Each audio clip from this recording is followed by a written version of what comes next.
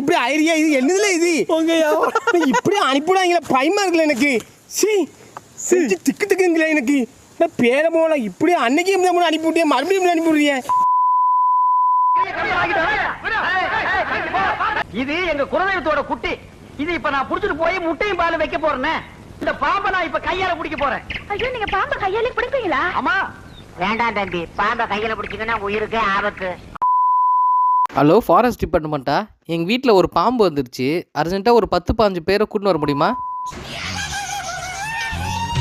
பேச்சாடா பேசுன, கொஞ்சம் பேச்சா பேசுன. மன்னர் பரம்பரை, மண்ணாங்கட்டி பரம்பரை. நீயே இப்ப மாவு கட்டு பரம்பரை ஆகிட்டாங்க. அங்க பாரு,